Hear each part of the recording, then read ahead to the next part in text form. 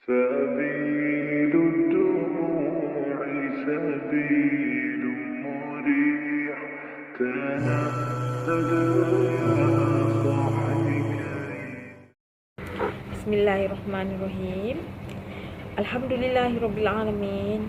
Assalatu wassalamu ala ashrafil anbiya'i wal mursalin wa ala alihi wa sahbihi ajma'in. Assalamualaikum warahmatullahi wabarakatuh. Saya Helmi Muhaira binti Johari, peserta SPHU Batch 10. Jadi ini adalah video kedua saya untuk tugasan kedua saya, dan untuk tugasan kali ini saya memilih tajuk tawaf wada ya.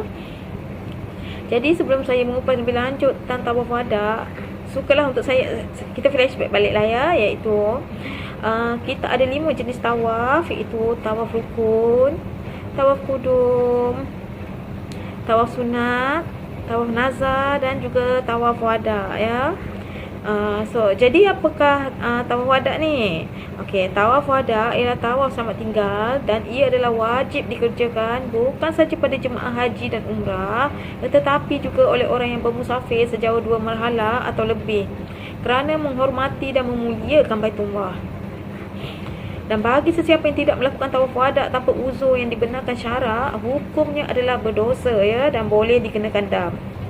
Dan begitu juga bagi mereka yang jahil atau terlupa, mereka ini juga tidak dikecualikan dari membayar dam, di mana dam yang dikenakan adalah dam tertib takdir. Namun begitu, terdapat pengecualian untuk tidak melakukan tawaf wada dan tidak berdosa, malah tidak dikenakan dam. Antaranya adalah perempuan yang kedatangan haid atau nifas, perempuan yang didatangi darah istihadah, orang luka yang mengeluarkan banyak darah, orang yang tidak mendapat air atau tanah untuk mengangkat ada besar, orang yang takut terancam nyawa, kehormatan diri ataupun harta benda, orang yang berpenyakit sering keluar air kencing atau yang seumpamanya, orang yang dipaksa meninggalkan tawaf, orang yang takut kepada pemiutang dalam keadaan dia benar-benar tidak berupaya untuk membayar hutangnya, dan juga orang tua ya, yang terpaksa dipimpin atau diusung kerana uzur. Mengikut mazhab Imam Syafi'i, seseorang yang hendak meninggalkan Mekah setelah selesai mengerjakan semua ibadah wajib melakukan tawaf wada ya. Dan untuk melakukan tawaf wada, kita tidak perlu keluar ke miqat lah untuk berniat. Kita juga tidak perlu memakai ihram, dan syarat sah tawaf adalah sama sebagaimana syarat sah solat, iaitu kita perlu berniat suci daripada hadas besar dan kecil, suci daripada najis sama ada pada badan, pakaian ataupun tempat tawaf, dan kita perlu menutup aurat. Dan niat tawaf wada adalah, saya bacakan ertinya ya, yang bermaksud, Ya Allah, sesungguhnya aku berniat tawaf di rumahmu yang agung dengan 7 kali putaran, maka mudahkanlah untukku dan terimalah tawaf itu dengan menyebut nama Allah. Allah Maha Besar, Allah Maha Besar, dan bagi Allah segala puji. Dan kemudian tawaf dilakukan macam biasalah ya, kena ada wuduk, bahu kiri harus menghadap ke Kaabah, bermula dari penjuru Hajarul Aswad, berjalan mengelilingi Kaabah, dan apabila sampai balik ke tempat kita bermula tadi tu, iaitu penjuru Hajarul Aswad, itu dikira sebagai satu pusingan ya. Dan jika kita terbatal wuduk seperti terkentut, kita kena ambil semula wuduk lah. Sementara jika bersentuhan, bagi lelaki dan perempuan saat melakukan tawaf, sebab orang ramai sangat ya, jadi memang kita akan bersentuhan lah, memang tak boleh nak dielakkan. Tapi bersentuhan tanpa nafsu, kita ambil pendapat yang marjuh lah ya, iaitu tidak batal wuduk dan masih boleh meneruskan tawaf.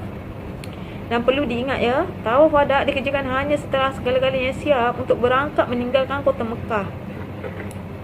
Dan setelah mengerjakan tawaf wada, seseorang itu tidak lagi dibolehkan balik ke bilik penginapan, kecuali untuk tujuan solat fardu, makan atau minum, dengan syarat masa yang diambil tidak lama. Tawaf wada ni tidak boleh dilakukan kecuali setelah sempurna melakukan tawaf rukun, iaitu rukun umrah ataupun rukun haji.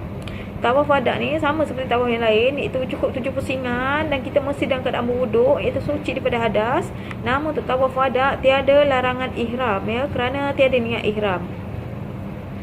Dan selepas selesai tawaf wada, iaitu selepas cukup 7 pusingan, kita perlu mendirikan sembahyang sunat tawaf sebanyak 2 rakaat. Seterusnya pergi ke Telaga Zamzam untuk minum air Zamzam sambil menghadap ke arah Kaabah serta meminumnya sekadar termampu.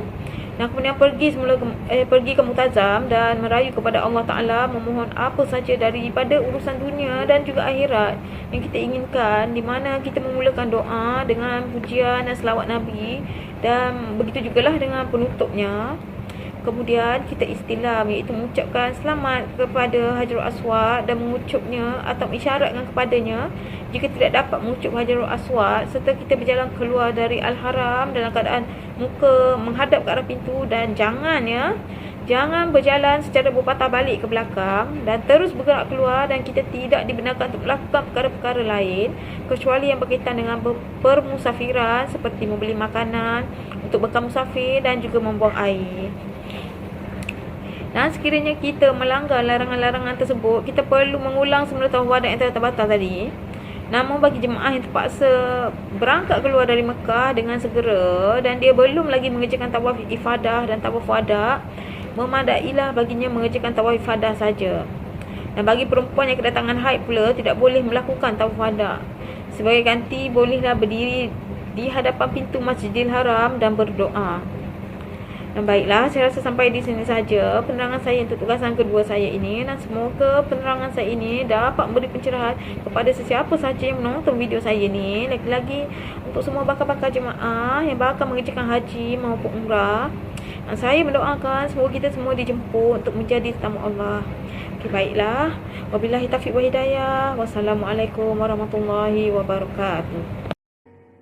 سبيل